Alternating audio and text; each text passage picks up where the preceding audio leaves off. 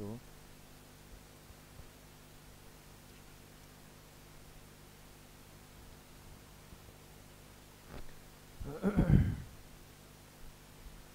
بسم اللہ الرحمن الرحیم.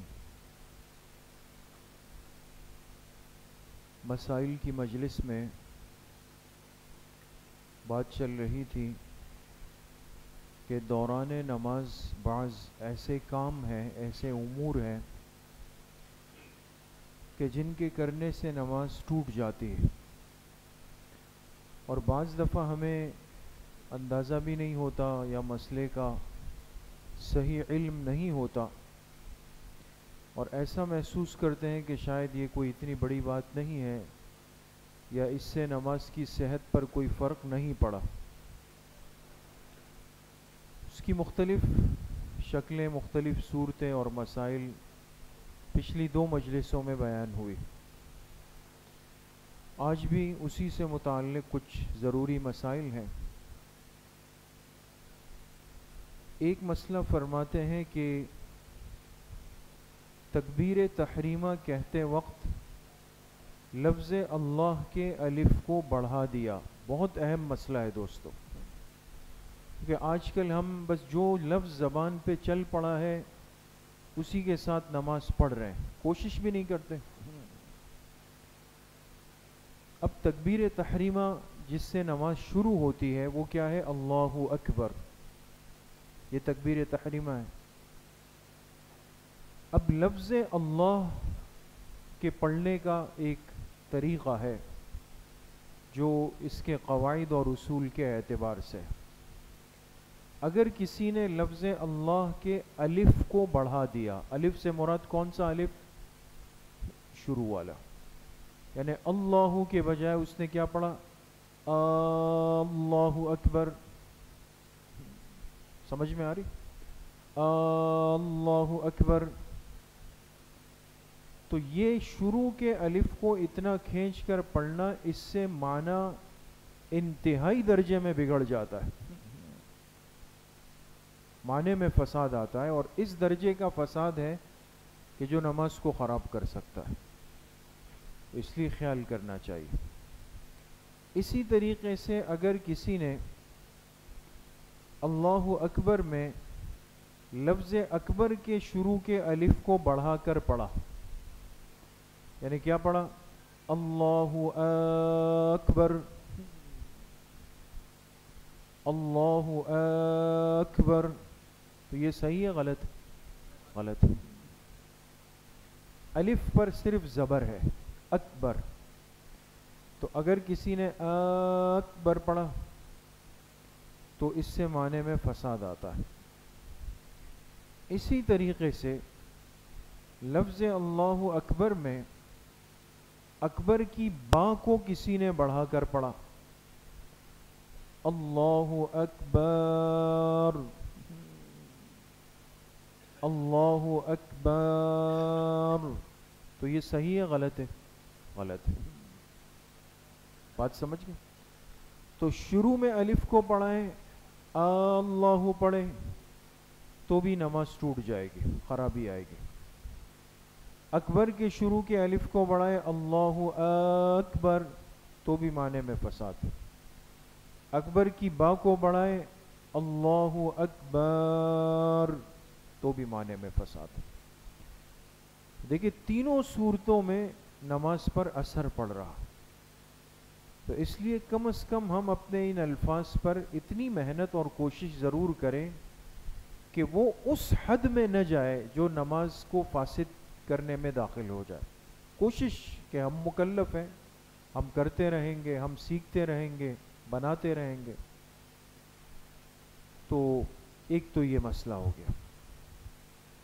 اسی طریقے سے اگر کوئی شخص نماز پڑھ رہا ہے تو دوران نماز آپ جانتے ہیں کہ ایک متعین مقدار ہے جس میں تلاوت ضروری ہے. سورہ فاتحہ پڑھی، سورہ فاتحہ کے بعد کم از کم قرآن کریم کی 3 چھوٹی آیتیں یا ایک اتنی بڑی آیت جو 3 چھوٹی آیتوں کے برابر ہو جائے، کم سے کم درجہ ہے. اتنی تلاوت کرنا یہ نماز کے اندر جن رکعتوں میں تلاوت ہے یہ واجب ہے. اور یہ تلاوت جو نماز کے اندر کرنی ہے دوستو، یہ زبانی کرنی ہے یا دیکھ کے کرنی؟ جی زبانی کرنی. قرآن پکڑنا تو نہیں ہے ساتھ میں. اسی لیے نماز کے دوران نماز کے اندر قرآن کریم کو دیکھ دیکھ کر تلاوت نہیں کی جا سکتی. اگر کسی نے دیکھ کر تلاوت کی تو اس سے نماز ٹوٹ جائے گی. تو یہ مسئلہ بھی سمجھ لینا چاہیے. اسی طریقے سے دوران نماز ہمارا جو رخ ہوتا ہے چہرے کا، سینے کا، پیروں کا، وہ کس کی طرف ہوتا ہے؟ قبلے کی طرف ہوتا ہے. بالکل اسٹریٹ سیدھا ہم کھڑے ہو جائیں گے قبلے کی طرف جو قبلہ رخ ہے. تو چہرہ بھی قبلے کی طرف، سینہ بھی قبلے کی طرف، اور جو دونوں پیر ہے یہ بھی قبلے کی طرف ہونے چاہیے. کسی وجہ سے انسان پھرتا ہے. اب بعض چیزیں تو ہماری عادت ہے نا کہ بس جسم کو جا رہے ہیں، یہاں دیکھ رہے ہیں، وہاں دیکھ رہے ہیں، کوئی برابر میں آ گیا اس کو دیکھ رہے ہیں. نماز کے اندر یہ مڑنا توڑنا ادھر ادھر دیکھنا یہ مکروہ ہے، ممنوع ہے، ایسا نہیں کرنا چاہیے. لیکن اس سے نماز فاسد نہیں ہوگی تا وقت کہ ایک بندہ اتنا حرکت کر لے کہ اس کا سینہ قبلے سے پھر جائے. یعنی اتنا بڑا نماز کے دوران کے مثال کے طور پہ پورا ایسے ہو گیا، یہ سینہ بجائے جو سیدھ میں ہونا چاہیے بالکل رخ اس کا تبدیل ہو گیا. تو اگر دوران نماز کسی نے اپنے جسم کو اتنا موڑا یا کسی چیز کو دیکھنے کے لیے اپنے آپ کو اتنا جھکایا کہ سینہ قبلے سے مڑ گیا، تو یاد رکھیں ایسی صورت کے اندر نماز ٹوٹ جائے گی، نماز دوبارہ سے پڑھنی پڑے گی. تو مقصد یہ ہے کہ نماز ایک بنیادی عمل ہے، فریضہ ہے، اور اس کو انسان جتنا خشوع خضوع اور اہتمام کے ساتھ پڑھے گا اتنا ہی مطلوب ہے. ظاہر سی بات ہے کہ نماز اس چیز کے لیے تو نہیں ہے کہ جتنے اعراض ہیں وہ سب نماز کے اندر پہلے صحیح جا رہے ہیں. اب نماز میں آئے تو کھجلی بھی یاد آ رہی ہے، نماز میں آئے تو کپڑے صحیح کرنا بھی یاد آ رہے ہیں، نماز میں آئے تو دائیں بائیں دیکھنا بھی ہے، سب چیزیں نماز کے ساتھ ہو رہی.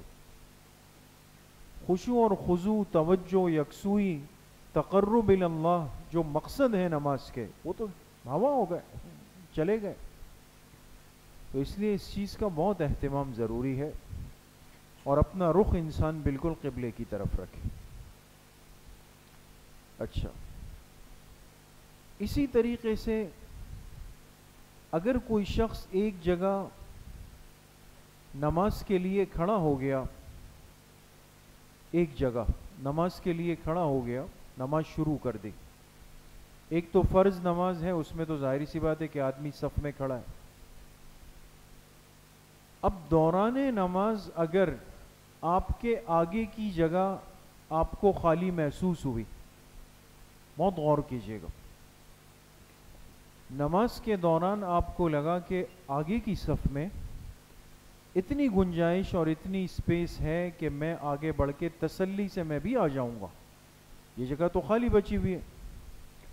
یا بالفرض ایسا بھی ہو سکتا ہے کہ دوران نماز آگے کا جو نمازی ہے اس کو اس سے آگے کی صف میں جگہ مل گئی، اور یہ بڑی مساجد میں اور حرمین میں تو بہت عام ہے کہ دوران نماز آگے کی صف میں جگہ ملی تو آگے والا آگے شفٹ ہو جاتا ہے. اب آپ کے آگے والی جگہ جو بالکل آپ کے سامنے وہ خالی ہو گئی. سمجھ رہے ہیں دوست؟ تو ایسی صورت کے اندر کیا کرنا چاہیے؟ آگے بڑھ کے اس جگہ کو پر کر دینا چاہیے دوران نماز ہی، یعنی کہ نماز توڑنے، نماز کے دوران ہی، اس لیے کہ یہ مکملات نماز میں سے آگے بڑھیں گے. لیکن اس کا طریقہ کار یہ لکھا ہے کہ ایک پیر انسان بڑھائے، پھر دوسرا اس سے جوڑے، پھر ایک بڑھائے پھر اس سے جوڑے، پھر ایک بڑھائے پھر اس سے جوڑے. یہ ایک افضل طریقہ ہے تاکہ ایک محسوس ایسا ہو کہ ایک نظم کے ساتھ چل. اور کوئی نارمل چال بھی چلا گیا تو مسئلہ نہیں ہے، لیکن آگے کی جگہ کو خالی نہ چھوڑیں. کیونکہ بہت سارے احباب کو مسئلے کا علم نہیں ہوتا، ان کو لگتا ہے کہ اس طرح تو مجھے شاید نماز توڑنی پڑے گی، تو پھر نماز کا کیا ہوگا؟ یہ وہ مسائل ہیں کہ جو آج مقصد ہے کہ سیکھنے چاہیے. یہ تو ایک ضرورت کی چیز ہے. دوسری صورت یہ ہے، اب غور کیجئے گا، مثال کے طور پہ اب سنت پڑھ رہے ہیں آپ نے تیسرے صف میں سنت کے لیے نیت باندھ کے آپ کھڑے ہو گئے، تیسری صف میں مسجد کی، اور آپ کے آگے دوسری صف میں بھی جگہ ہے، پہلی میں بھی جگہ ہے، لیکن سنت نوافل آپ کی مرضی ہے، آپ جہاں بھی پڑھیں. لیکن جب ایک دفعہ آپ نے اکیلے نماز جہاں شروع کر دی، اکیلے کی بات ہو رہی، جماعت کی نہیں، اکیلے نماز آپ نے ایک جگہ شروع کر دی، پھر نماز کو اسی جگہ پہ پورا کریں.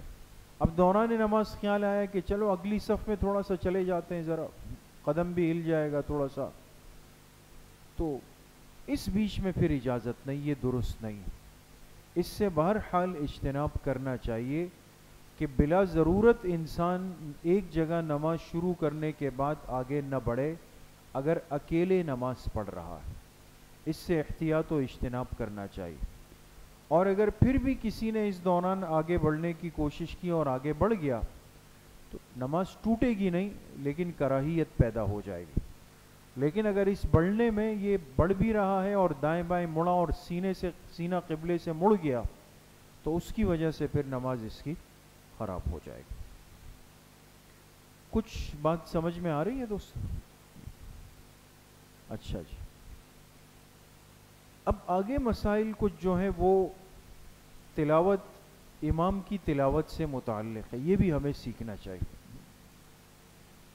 اس لیے کہ ظاہر سی بات ہے کہ ہمارا 5 نمازوں میں 3 نمازیں ایسی ہیں کہ جس میں امام جہری قرات کرتے ہیں زور سے، فجر میں، مغرب میں اور عشاء. تو اگر دوران نماز امام نے کہیں سے تلاوت شروع کی، تلاوت شروع کر دی انہوں نے، اور امام کو تلاوت کے دوران کہیں پر سہو لگ گیا یعنی بھول ہو گئی، ہو سکتا ہے، کچھ بھی ہو سکتا ہے، تراویح میں تو سب سمجھتے ہیں، لیکن عام نمازوں میں بھی ایسا ہو سکتا ہے کہ امام نے کہیں سے تلاوت شروع کی اور ان کو کہیں پر غلطی لگ گئی، بھول گئے، اشتباہ ہو گیا. اب ایسی صورت میں کیا کرنا چاہیے؟ بہت دماغ کو حاضر رکھیں. دیکھیں، تلاوت کی ایک مقدار وہ ہے کہ جس مقدار میں تلاوت اگر ہو چکی ہو تو نماز کے لیے وہ تلاوت کافی ہے. ابھی جیسے عرض کیا کہ اس کی کم از کم مقدار کتنی آیتیں؟ 3 چھوٹی آیتیں یا ایک آیت جو 3 کے قائم مقام ہے. تو اب امام نے اتنی مقدار میں تلاوت کر لی تھی، 6 7 8 آیتیں پڑھ لی تھی، اور امام سے بھول ہو گئی، سہو ہو گیا، اور عام نماز کی بات ہو رہی ہے، تراویح کی نہیں.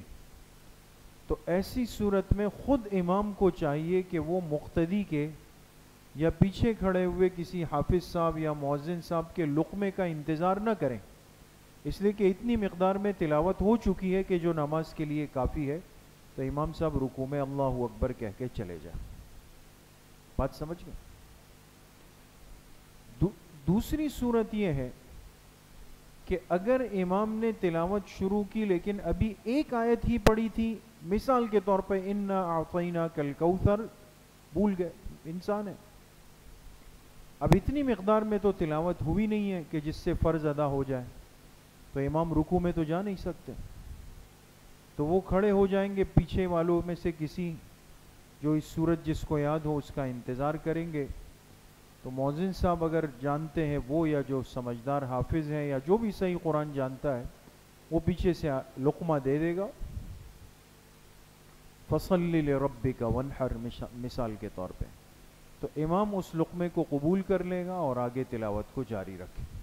سمجھ میں آ گئی؟ تیسری صورت یہ ہے کہ امام نے اتنی مقدار میں تلاوت کر لی تھی جس سے نماز ہو سکتی، 10 12 15 آیتیں پڑھ لی تھی، لیکن امام صاحب کھڑے ہو گئے خاموش، اس انتظار میں کھڑے ہو گئے کہ پیچھے سے کوئی مجھے بتائے، حالانکہ ان کو چاہیے تھا کہ رکوع میں چلے جائیں، لیکن وہ انتظار میں کھڑے ہو گئے. اور پیچھے مقتدیوں میں ایسا ساتھی ہے جو اس جگہ کو جانتا ہے، جسے یاد ہے، حفظ ہے، تو اس نے اگر امام کو لقمہ دے دیا تو لقمہ دینے سے کوئی مسئلہ نہیں ہے، لقمہ دے سکتا ہے، دے دے، اور امام اس کے لقمے کو قبول کر لے اور آگے تلاوت جاری رکھ کر نماز کو وہ پورا کر لے۔ بات سمجھ میں آ گئی؟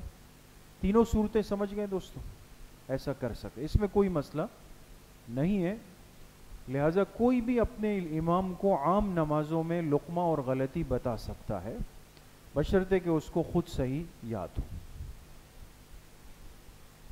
اچھا، اب ایک چوتھی صورت سنیں۔ اب جماعت ہو رہی ہے، یا یہ ہے کہ ایک انسان اکیلے نماز پڑھ رہا ہے۔ مثال کے طور پہ یہاں آپ کھڑے ہیں اور آپ نے نماز شروع کی اللہ اکبر کہہ کے، اور سورہ قاف شروع کی، قاف والقرآن المجید بل عجبوا ان جاءهم منذر منهم وقال الكافرون هذا شيء عجیب اذا متنا وكنا ترابا، آگے بھول گئے۔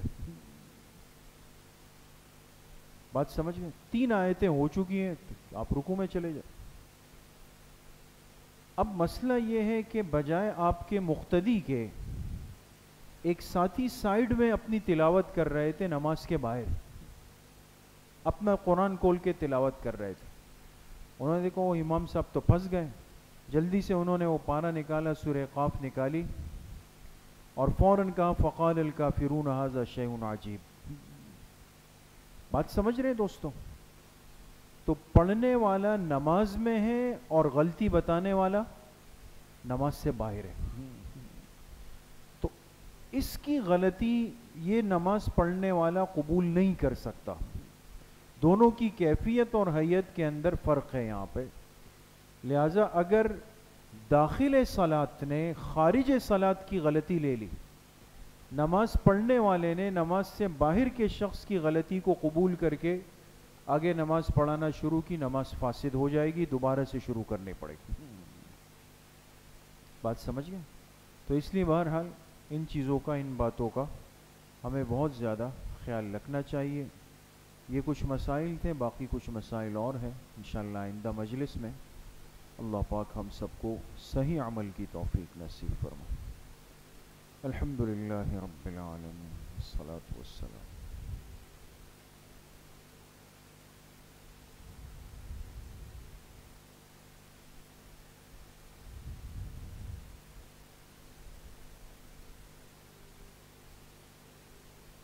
وصلی اللہ وسلم علی نبینا محمد وآلہ واصحابہ اجمعین برحمتہ۔